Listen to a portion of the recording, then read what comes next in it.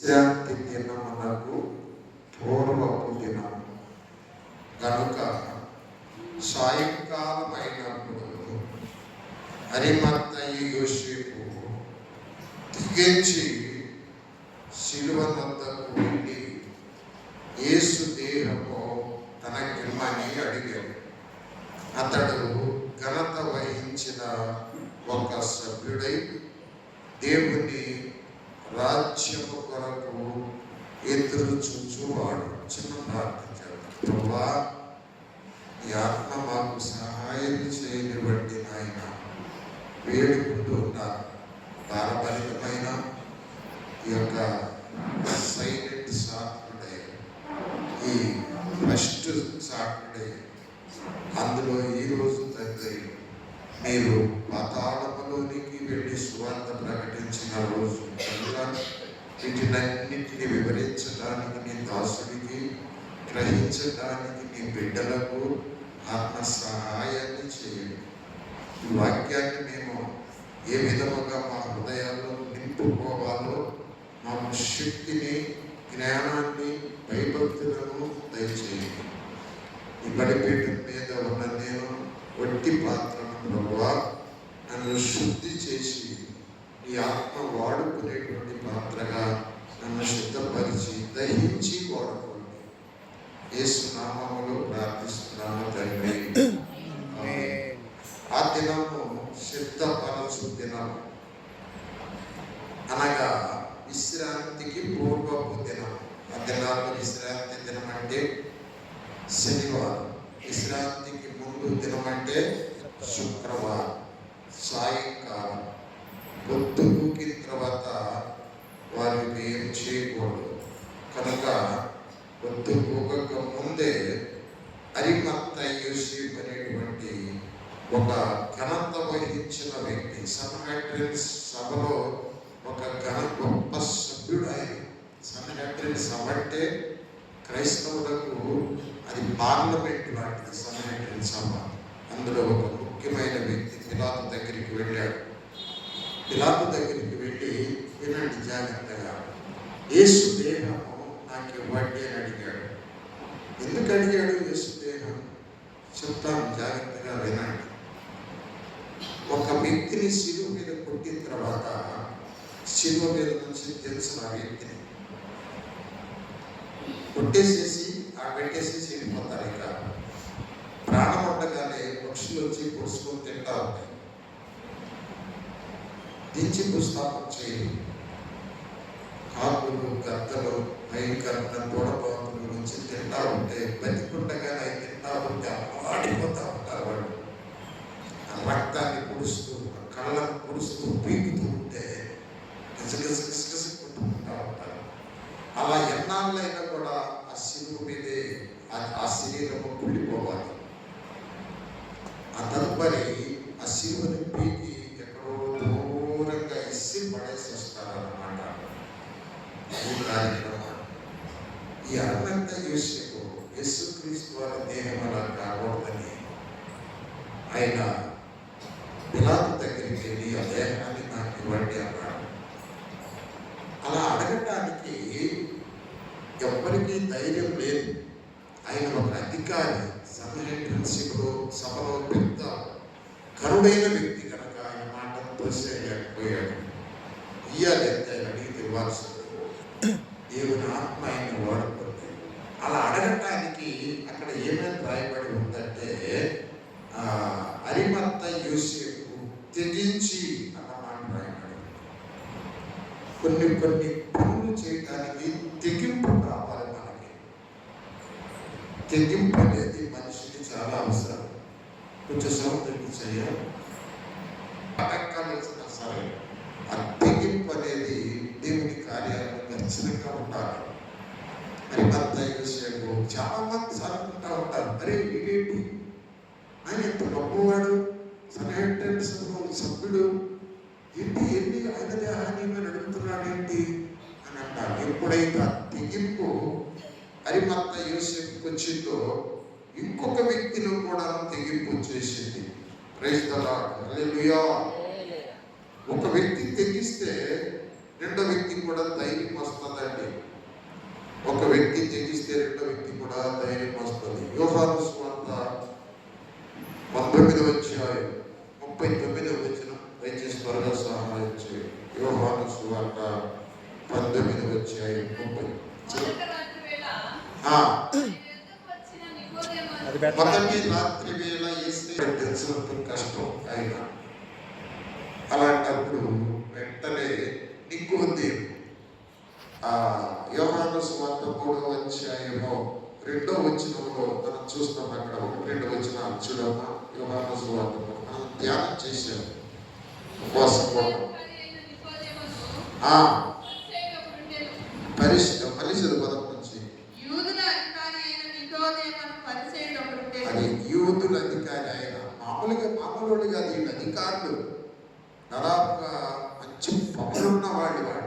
అతడు పరిచయులు వాడు, బోధకులు వాడు. ఆయన కూడా ధైర్యం వచ్చేసింది. ఇంకా ఫస్ట్ రాత్రి వేళ వెళ్ళాడు యేసయ్య దగ్గరికి. యేసయ్యతో మాట్లాడాడు. అయ్యా, నువ్వు దేవుని అందరి నుంచి వచ్చిన బోధకుడు అని నాకు అర్థమవుతుందని చెప్పాడు. యేసయ్యని పట్టించుకోకుండా నువ్వు దేవుని గురించి మాట్లాడుతున్నావు, నన్ను గురించి మాట్లాడుతున్నావు, కానీ నీకు ఇది తెలియాలంటే నువ్వు కొత్తగా జన్మించాలయ్యా అంటాడు. ఆయనకి అర్థం కాలేదు నికోదేముకి. కొత్తగా జన్మించాలంటే మరి అదేంటండి, నేను మళ్ళీ మా తల్లికి రూపంలోకి వెళ్ళి మళ్ళీ నేను పుట్టాలా అంటున్నాడు. అప్పుడు ప్రభు స్పష్టంగా చెప్తాడు, నీటి మూలముగాను ఆత్మ మూలముగాను జన్మించాలి. నువ్వు పుడితే దేవుని రాజ్యాన్ని చూస్తావు, తర్వాత నీటి ద్వారా ఆత్మ ద్వారా జన్మిస్తే నీకు ప్రవేశానికి రాజ్యములో అడుగు పెట్టడానికి నీకు అర్హత కలుగుతుంది. ఆ శరీరము ద్వారా జన్మించింది శరీరము, ఆత్మ ద్వారా జన్మించింది ఆత్మ అని స్పష్టంగా చెప్తారు ప్రభు. శరీరాలు కలయిక వలన మనకు శరీరం వచ్చింది, కానీ ఆత్మ కలయిక వలన ఆత్మ జన్మ రాలేదు. మన ఆత్మ పరిశుద్ధాత్మ రెండు సంధించబడితే మనకు ఆత్మ జన్మించబడుద్ది. ఎందుకంటే శరీరము మనస్సు కలిసి ఆత్మను చంపేస్తాయి. విరోధం. శరీరము మనస్సు లోకానికి అంటగట్టబడినప్పుడు ఆటోమేటిక్గా ఈ ఆత్మ ఉంటే మనకు అభ్యంతరము, మనం ఈ విధంగా లోకంలో బ్రతకలేదని చెప్పేసి ఆత్మను చంపేస్తాయి. అవి పడుకోబెడతాయి. ఆ శరీరంతో నీకు సంబంధం లేదు, అక్కడ కూర్చొని ఆత్మను ప్రత్యేకపరుస్తాయి. ఆత్మ చచ్చిపోద్ది. అపరాధములు పాపములు చేసినప్పుడు ఆత్మ ఏమైపోతుందండి? చచ్చిపోతుంది. మళ్ళా బ్రతకాలంటే యేసుక్రీస్తు వారి ద్వారానే మనం జన్మించగలం. ఆ మాట ఎఫెసీ పత్రిక 2వ అధ్యాయం 1వ వచనంలో ఉంటుంది. మీరు అపరాధముల చేతను పాపముల చేతను చచ్చిన వారై ఉండగా ఆయన క్రీస్తుతో కూడా బ్రతికించారు. ఈరోజు ఒక నలుగురు క్రీస్తుతో కూడా బ్రతికారు వారు. అది బ్రతకటం అంటే ఆత్మ వారిని దర్శించింది. వారు క్రీస్తును అంగీకరించారు. వారు యేసుక్రీస్తుతో కూడా జన్మించారు. యేసుక్రీస్తుతో కూడా జన్మించాలి. ఆత్మ అంటే శరీరము, శరీర క్రియలు, లోకము వారి విషయంలో చనిపోవాలి. దేవునికి స్తోత్రం. హల్లెలూయా. కనుక వీరిరువురు దేవుడి కార్యానికి దేవుడు వాడుకున్నారు. మన జీవితంలో దేవుడి కార్యాలకి ఎవరు వాడబడతారో వారు ఎంతో ధన్యులని చెబుతున్నారు. వారి యోగ్యులు, వారు పూజ్యులు ఒక రకంగా, వారు వందనీయులు మరొక రకంగా. నువ్వు ఏ రూపంలోనైనా దేవుని కార్యక్రమాలకు తెగించగలిగితే, దేవుని కార్యక్రమాలకు సపోర్ట్ చేయగలిగితే అది దేవుని దృష్టిలోనికి వెళుతుందని మీకు నేను మనవి చేసుకుంటున్నాను విధేయతగా. ఇది వాక్యమే. దావీదు దేవుని మందిరాన్ని కట్టాలనుకున్నాడు, ప్రయత్నం చేస్తున్నాడు. నాతానుకి చెబుతాడు, నేను ఇలా దేవుడు, నేనేమో చక్కని మంచి గృహంలో మంచి మంచి గృహాలు కట్టుకొని నివసిస్తున్నాను, నా దేవుడు గుడారంలో ఉంటున్నాడు, నాకు బాగాలేదు, ఆయనకు ఒక చక్కని మందిరం కట్టాలి అంటే నాతానుతో దేవుడు మాట్లాడతాడు. దావీదు నా మందిరాన్ని కట్టడానికి వీలు లేదు, అతని చేతులు రక్తముతో తడిసి ఉన్నాయి కనుక అతని గర్భమున పుట్టేటువంటి బిడ్డ నా మందిరాన్ని కడతాడని చెబుతాడు. సొలొమోను చేత కట్టించుకుంటాడు. ఆ మందిరాన్ని కట్టినందుకు దావీదును దేవుడు ఎంతో ఆశీర్వదిస్తాడు. ఆ మందిరం కట్టేటప్పుడు దావీదుకు నిద్ర పట్టలేదంట.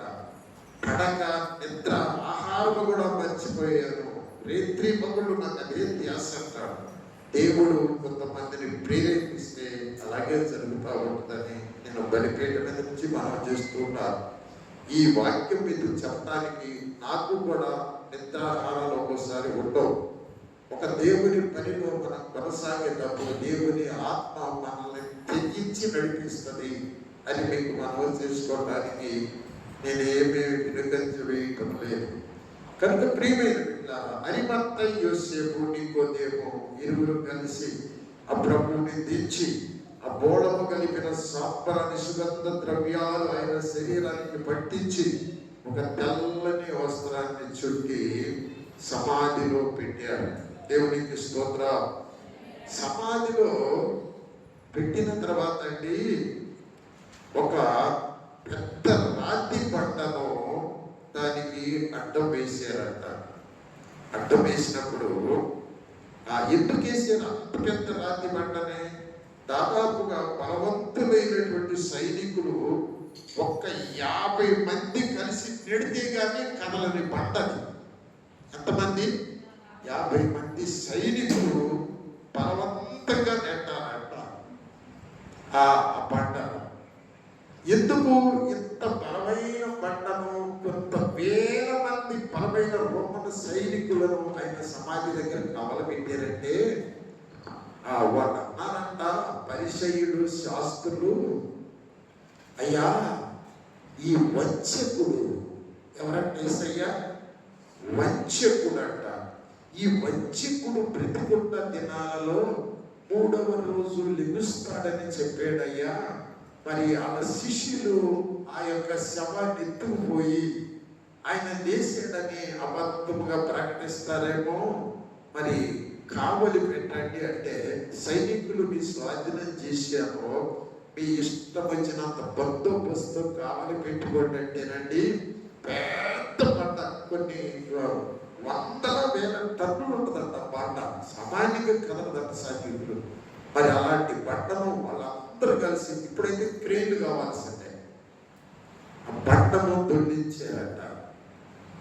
గమనించండి పిల్లరా, వేల సైనికులు కాపలా పెట్టారట. రోమన్ బలమైన సైనికులు, రోమన్ సైనికులు అంటే సామాన్యమైన వారు కాదు. తర్వాత అది కూడా కాకుండా రాజముద్రిక వేసారట. ఒక్కవేళ ఎవడైనా బండ కదిలిస్తే అది ఆ రాజు గారికే బాధ్యత. ఆ రాజుదే, ఎవడు ముద్ర వేసాడో వాడిదే బాధ్యత. వాడిని శిక్షిస్తారు. ముద్ర ఎప్పుడు తీయకూడదు, ఎవడికి అది కావడం లేదు.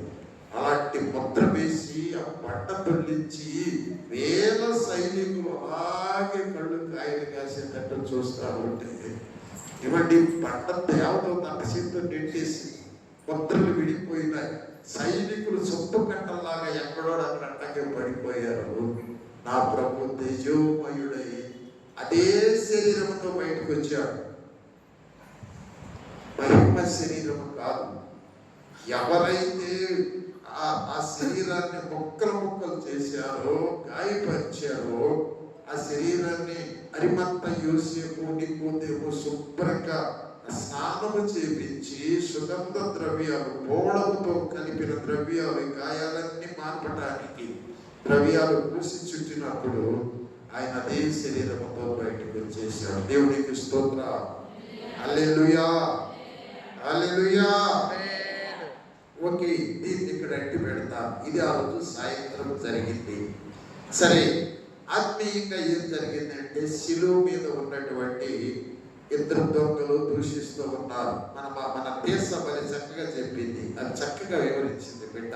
ఫస్ట్ టైం అయినా కూడా 2 దొంగలు దూషిస్తూ ఉన్నారు. కుడి పక్క దొంగ దూషించడం ఆపేశాడు. ఆపేసి యేసయ్య కూడా తిడుతున్నాడేమో, ఏమి తిడుతున్నాడు ఈయనని వింట మొదలు పెట్టాడు. ఒక చెంబు యేసయ్య వైపు వేశాడు, ఒక సార్లు యేసయ్య వైపు తిప్పాడు. వాడు మాత్రం తిడతా ఉంటాడు, దేవుడు అయితే బాబు నన్ను దించయ్యా, నేను మళ్ళీ దొంగతనాలు చేసుకుంటాను, అలాగే ఇల్లు చూశాను, అవి దోసుకుంటే బ్రహ్మాండం అంటది, కోట్లు వస్తాయి నాకు, ఎలాగైనా నువ్వు దిగి నన్ను కూడా దించాలన్నాడు. వాడు తిడతా. కుడి పక్క దొంగ కొంచెం సైలెంట్ అయ్యి యేసయ్య ఏమంటున్నాడో చూస్తున్నాడు. తన తండ్రికి ప్రార్థన చేస్తున్నాడు. ఆయన ఏమంటున్నాడు తెలుసా? సుమతి ఏమంటున్నాడు తెలుసా? తండ్రి చేయుచున్నారు. అవకాశం ఉంటే దేవుడు నీకు ఒక ఆడపిల్లను అనుగ్రహించును గాక. ఇంకా ఆశ తీరలా. కొంచెం వాక్యం విను. హల్లెలూయా, హల్లెలూయా.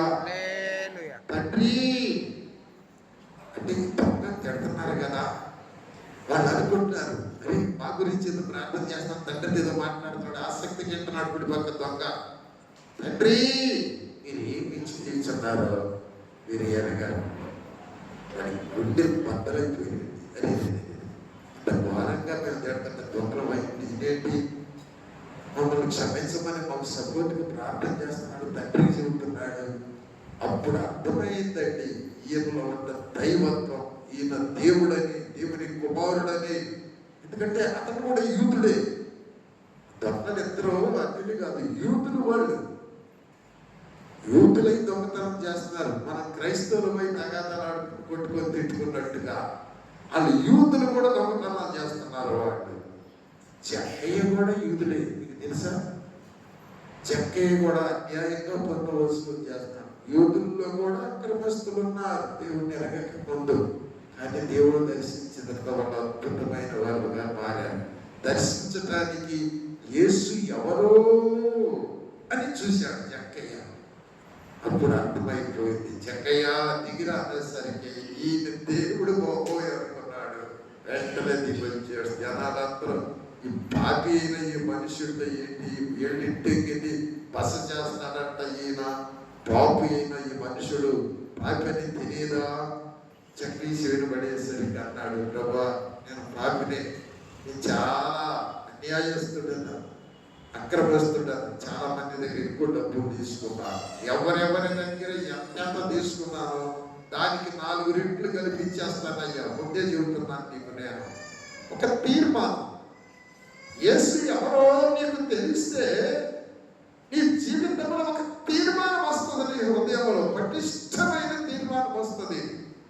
జీవితంలో ఇంకెక్కడి తిరగని తీర్మానం నీకు వస్తుంది. యేసు ఎవరో నీకు తెలిస్తే.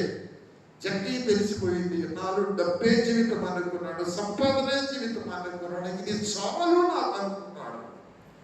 కానీ యేసయ్యను చూసేసరికి ఇది వేస్ట్, ఇది నష్టం అనుకున్నాడు. యేసయ్య ఒక్కడు చాలా అనుకున్నాడు. ఆయన అయ్యా ఎవరెవరు తీసుకుంటే లెక్కేసి 4 రెట్లు కనిపించేస్తానయ్యా, ఇంకా కొంచెం కాస్త మిగిలితే బీదలకు వచ్చేస్తానయ్యా, నాకు ఇంకేం పొద్దు అని చెప్పాడు. యేసు ఎవరో తెలిస్తే ఆ వ్యక్తిలోనికి పశ్చాత్తాపం వస్తుంది.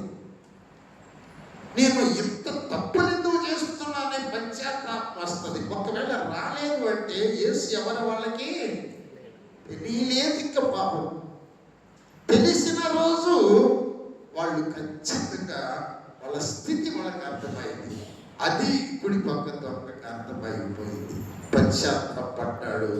ఆ దొంగని గర్పిస్తా ఉన్నాడు. అరే మనం పాపులమురా అంటున్నాడు. మనము ఈ శిక్ష మనకి తగిందిరా. ఆయన పాపి కాదు. ఆయన ఎందుకు శిక్షిస్తున్నారు? ఆయన దేవుడే. అంతేకాదు ఆయనకు ఒక రాజ్యం ఉందని ఆయనకు అర్థమైపోయింది. అంతేకాదు ఆయన మరలా పునరుత్థానుడై లెగుస్తాడు అని అర్థమైంది. అంతేకాదు ఆయన తన రాజ్యముతో తిరిగి భూమి మీదకి వస్తాడని కూడా అర్థమైపోయింది. అయ్యా ఒక్కసారి జ్ఞాపకం చేసుకయ్యా ఈ పాపిని అన్నాడు. చాలు.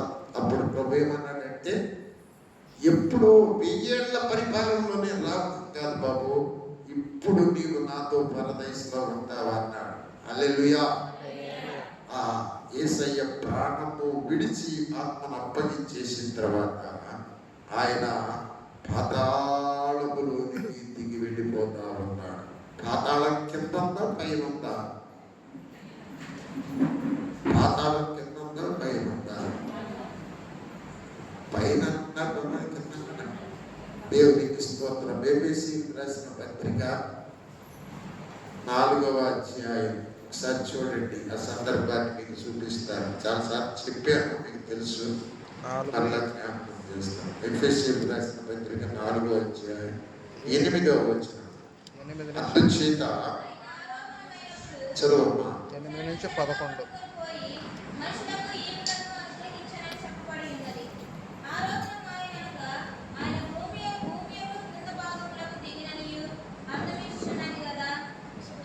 తర్వాత చదువు. దొంగ యొక్క ఆత్మ కూడా ఆరోహణమైనదంట.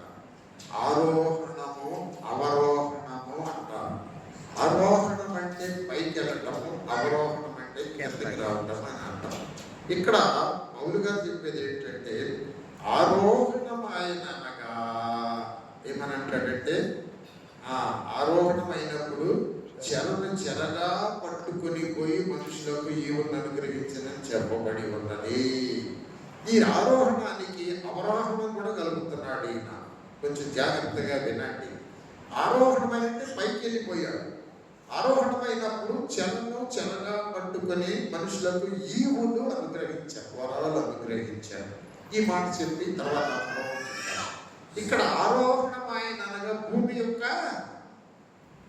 యొక్క క్రింది భాగమునకు దిగినని అర్థం ఇచ్చుచున్నది కదా అంటాడు. దానికి అర్థం చెబుతున్నాడు. ఆరోహణం అంటే భూమి యొక్క క్రింది భాగమునకు దిగినని అర్థం ఇచ్చుచున్నది కదా. దిగిన వాడు ఏం చేశాడు?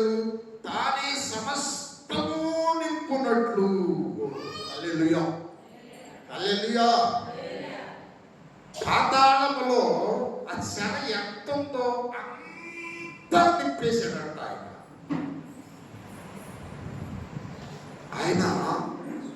దైవ శక్తి, పునరుత్థాన బలము ఆయనకు వచ్చేసింది. ఆయన క్రిందికి దిగినప్పుడు ఏం జరిగిందంటే దాన్ని పేతురు గారు, మీరు వింటున్నారు కదా, మీకు అర్థమవుతుందా? ఇలా వివరించారు. పేతురు మొదటి పత్రిక 3వ అధ్యాయములో ఇలాగ వివరించాడు పేతురు గారు. ఒకసారి చూడండి అమ్మా. నోవహు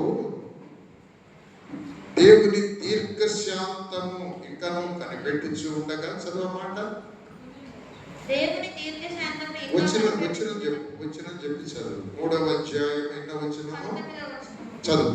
దేవుని దీర్ఘశాంతము ఇంకా కనిపెట్టుచున్నప్పుడు పూర్వము నోవహు దినములలో ఓడ సిద్ధపరచబడుచుండగా అవిధేయులైన వారి యొద్దకు అనగా చెరలో ఉన్న ఆత్మల యొద్దకు ఆయన ఆత్మరూపిగానే వెళ్ళి వారికి ప్రకటించాను. ఆ ఓడలో కొందరు అనగా 8 మంది నీటి ద్వారా రక్షణ పొందిరి.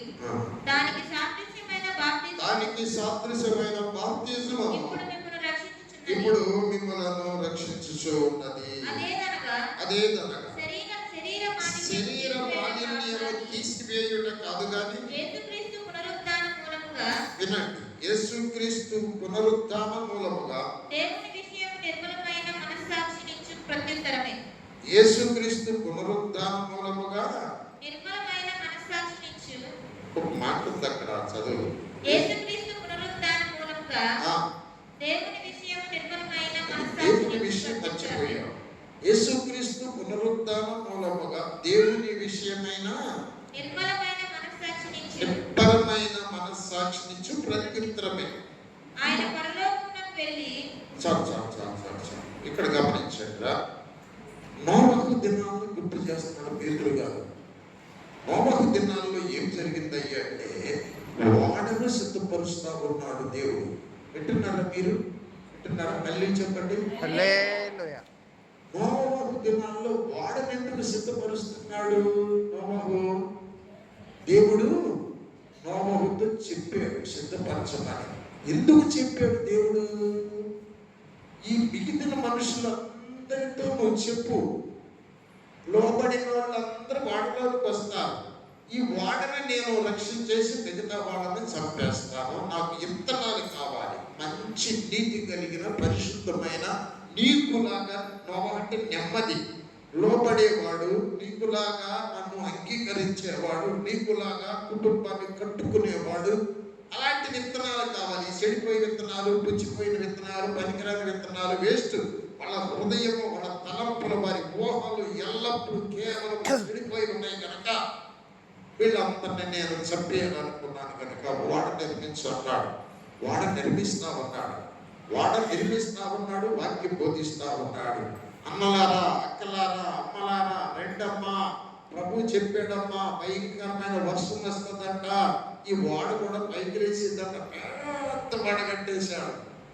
చెత్తలు చెత్తలుగా ఎన్ని గొడ్లు, గొర్రెలు, ఏనుగులు, ఒంటెలు అన్ని ఎన్నెన్నో చెత్తలు చెత్తలు చెత్తలు చెత్తలు దేనాల దానికి కట్టాడు. ఏ చెన్నారా దానికి కట్టేశాడు. పక్షులు అన్ని,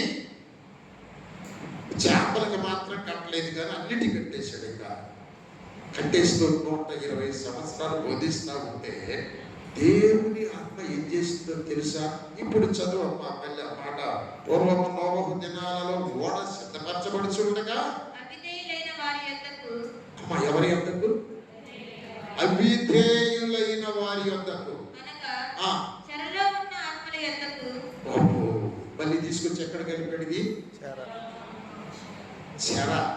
చెర అంటే ఇప్పుడు యేసు చెరను చెరగా పట్టుకొని మనుషులకు ఈవులను అనుగ్రహించారు. అక్కడ ఈ నోవహు దినాల వాడికి లింక్ చేశాడు. కొంచెం జాగ్రత్తగా సూక్ష్మంగా కొంచెం అర్థం చేసుకుంటే అర్థమైంది. ఇక్కడ ఏమో నోవహు బోధిస్తా ఉన్నాడు. అమ్మా వారి మనస్సు పొందండి. అమ్మాయి కాంచన, నువ్వు కళ్ళకి కాటి పెట్టుకున్నావమ్మా, కాటికి కాదమ్మా, దేవుని రాజ్యం ముఖ్యమమ్మా అని ఇక్కడేమో నోవహు బోధిస్తా ఉన్నాడు. అబ్బో ఈయనేమో ఏ వెరగనట్టుగా నా కాటికి అంటాడు పొందాక అని వాళ్ళు అనుకుంటున్నారు. అప్పుడు అవిధేయులు వద్దకు ఎవరు వెళ్ళారు? దేవుని ఆత్మ వెళ్ళిందట. కాచిన అమ్మా, కాచిన కాటికి కాదమ్మా, రక్షణ కావాలమ్మా, రక్తం పెట్టుకమ్మా, నా మాట నమ్మమ్మా. ఈ విధంగా ఆత్మ ఏం చేస్తుంది? కాంచె దగ్గరికి వెళ్ళి భక్తి మీద ఆడుతుందంట. భక్తి మీద ఆడుతుందంట. నీకు అర్థమైందా? వాక్యము చెప్తా ఉంటే, ఇక్కడ సేవకుడు వాక్యం చెప్తా ఉంటే, అక్కడ ఆత్మ వెనక నిన్ను తట్టి అమ్మ మారు, నేను రాబోతా ఉన్నా, లేకపోతే నాశనం అయిపోతారు, మునిగిపోతారు, మీరు ఇబ్బంది పడతారు, శ్రమల పాలవుతారు. పూర్వము నోవహు దినాల్లో వాడ సిద్ధపరచబడుచు ఉండగా చదువున్నాయి కదా.